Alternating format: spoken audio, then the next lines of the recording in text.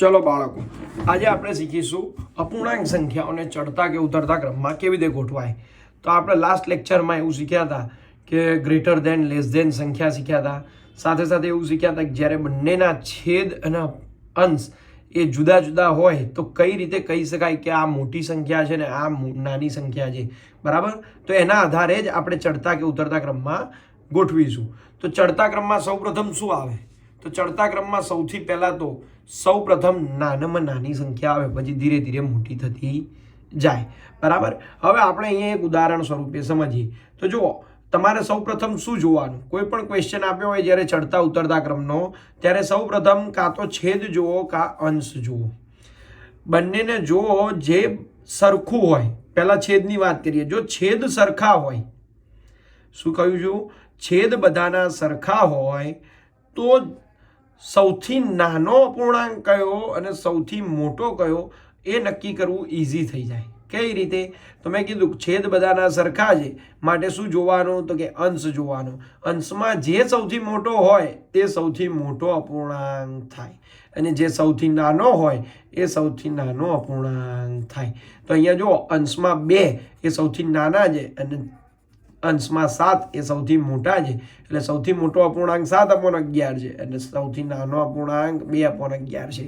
તો આપણે ક્રમમાં બનાવીશું। હવે ચડતા ક્રમમાં ગોઠવીએ તો પહેલા 2/11, પછી 3/11, પછી 5/11 અને પછી 7/11, બરાબર।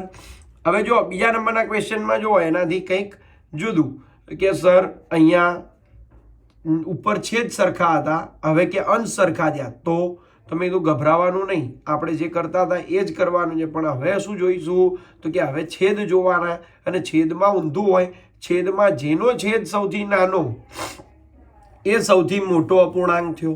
શું કીધું? જેનો છેદ સૌથી નાનો તે સૌથી મોટો અપૂર્ણાંક થયો અને જેનો છેદ સૌથી મોટો એ સૌથી નાનો અપૂર્ણાંક થયો। તો ચલો 11/9 એ આપણો સૌપ્રથમ અપૂર્ણાંક કહેવાશે। કેમ? કારણ કે સૌથી નાનો છે, એનો છેદ કેવો છે? સૌથી મોટો।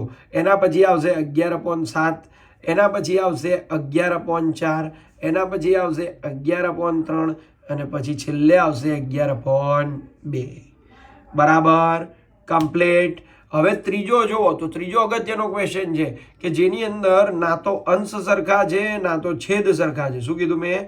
ના તો અંશ સરખા છે ના તો છેદ સરખા છે। તો આવા કેસમાં તો મેં કીધું સૌ પ્રથમ આપણે શું કરવું પડે? તો કે છેદને સરખા કરવા। છેદને સરખા કરવા શું કરવું પડે? હંમેશા લસા લેવો પડે। તો લસા લેતા આવડવો જોઈએ। છેદનો લસા લેવાનો 3, 7, 4, 6, બરાબર। તો અહીંયા 3, 7, 4, 6 નો મેં લસા લીધેલો છે। સૌ પ્રથમ લસા શેનાથી લેવાય? તો કે અવિભાજ્ય સંખ્યાઓથી। તો અવિભાજ્ય સંખ્યાઓ ખ્યાલ હોવી જોઈએ। 2, 3, 5, 7, 11, 13, બરાબર। તો સૌ પ્રથમ 2 થી લઈએ તો ચલો 2 ના ઘડિયામાં 3 આવે ના આવે તો એમના એમ, 7 આવે તો ના આવે તો એમના એમ, ચલો 4 આવે તો કે 2 દુ 4, 6 આવે તો કે હા 2 તરી 6, ચલો પછી ફરીથી હજી જો કોઈ 2 ના ઘડિયામાં આવે છે તો કે હા 2 આવે છે તો કે ચલો ફરીથી 2 થી 3 એમના એમ, 7 એમના એમ, 2 એકા 2, પછી 3 પાછા એમના એમ। હવે જો કોનો ઘડિયો બોલીશું? 3, 7, 1 અને 3 છે તો ભાઈ આપણે 3 નો ઘડિયો બોલીશું। 3 એકા 3, 7 એમના એમ, 3 એકા 1 નો 1 એમના એમ, 3 એકા 3। હવે કોનો બોલીશું? તો કે 7 નો। ચલો ઉપરથી 1 હતો એમના એમ, 7 એકા 7, 1 એમના એમ, 1 એમના એમ। તો કેટલા થાય લસા? તો કે આ તમારો શું થયો? લસા થયો। 2 ગુણ્યા 2 ગુણ્યા 3 ગુણ્યા 7, તો ચલો કરો તો કે જવાબ આવશે 84। 2 દુ 4, 4 સિક્કા 4 તરી 12, 12 સિક્કા 84, બરાબર। ચલો હવે જોઈએ તો છેદ સરખો કરવાનો। હવે છે લસા મળી ગયો એટલે આ લસા એવું કહે છે કે બધાના છેદમાં શું જોઈએ? 84 જોઈએ। તો હું કહી શકું કે ભાઈ કોણ મોટું છે ને કોણ નાનું છે। તો મેં શું કર્યું? બધાના માટે ચલો 2/3 બરાબર 2/3 મલ્ટીપ્લાય। તો હવે મેં શું કીધું હતું? જેટલા છેદમાં ગુણો એટલા જ અંશમાં ગુણવા પડે। તો ચલો 3નો ઘડિયો બોલો, તો કે 3નો ઘડિયો બોલો 84 આવે ત્યાં સુધી. તો મેં એક વસ્તુ શીખવાડી હતી, ના ખબર પડે શું કરવાનું, લસામાં જવાનું અને લસામાં 3 હોય ત્યાં 3 દબાઈ દો, પછી બાકી જે બચ્યું એનો ગુણાકાર કરી દો. શું બચ્યું, તો કે 2 2 4, 4 સિત્તા 28. ચલો 28 વડે શું કરીશું, નીચે અને ઉપર ગુણીશું. તો શું થશે, 28 2 56 અને 28 તરી 84. બરાબર, ખબર પડી. એવી જ રીતે 5/7. ચલો 5/7 ને તો કે 7 ને કેટલા વડે ગુણીએ તો કે 84 આવે. તો ઘડિયો આવડતો હોય તો ઠીક છે, ના આવડતો હોય તો 7 દબાઈને બોલો. ચલો મલ્ટીપ્લાય કરો કોને, તો કે 2 × 2 × 3, તો 2 2 4 તરી 12. તો નીચે પણ 12 વડે ગુણીશું અને ઉપર પણ 12 વડે ગુણીશું. તો શું થશે, 12 × 5 = 60, 12 સિત્તા 84 પડી. હવે જો 3/4. ચલો 3/4, તો કે 3/4 ને તો કે 4, તો લસામાં 4 દબાઈ દો એટલે તમને ખબર પડે કેટલા આવશે, તો કે 4 એટલે 2 દૂ દબાઈ દેવાના. શું દબાઈ દેવાના, 2 દૂ 4 એટલે શું આવશે, 3 સિત્તા 21. તો 21 વડે ઉપર નીચે ગુણો. બરાબર, તો 21 તરી 63 ને 21 ચોક 84.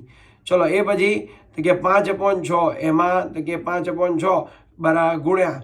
તો હવે આમાં શું દબાઈ દેશો, તો 6, તો કે 3 દૂ 6 થાય એટલે 3 અને 2 એને દબાઈ દઈએ. શું બચે, તો કે 2 અને 7 એટલે 2 સિત્તા 14. તો 14 વડે ઉપર નીચે ગુણો, તો કે 14 × 5 = 70 ને 14 × 84. હવે જુઓ તો તમને અહીંયા ક્વેશ્ચન તમે જે શોધ્યું બધાના છેદમાં 84 લાયા. હવે જુઓ તો હવે ખબર પડી જાય આપણને કે બધાના છેદમાં 84 છે. ઇટ મીન્સ કે જે સૌથી નાની હશે સંખ્યા અંશમાં એ આપણો સૌ પ્રથમ આવશે. તો ચલો અંશમાં સૌથી નાની કોણ છે, તો કોણ કોણ આવ્યું, 56 આવ્યો, 60 આવ્યો, 63 આવ્યો અને 70 આવ્યો. બરાબર, પણ ક્રમમાં જ છે ઓલરેડી એટલે વાંધો નથી. જો 56 એ સૌથી નાનો છે, પછી એનાથી મોટો અને પછી છેલ્લે સૌથી મોટો છે. બરાબર, તો હવે એમના જે ઓરિજિનલ અપૂર્ણાંક હતા એ લખી દઈએ. તો કે 56/84 કોનો જવાબ હતો, તો કે 2/3નો. 60/84 કોનો હતો, તો કે 5/7નો. 63/84 કોનો હતો, 3/4નો. અને 70/84 એટલે 5/6નો. તો બોલો બાળકો, આવડે કે ના આવડે, આવડી જ જાય. જો જેને ચડતો ક્રમ આવડે એને ઉતરતો ક્રમ ઓટોમેટિક આવડી જાય. ઉતરતા ક્રમની પ્રેક્ટિસ કરીને મને નીચે કોમેન્ટમાં મોકલવાનું. બરાબર, ચાલો.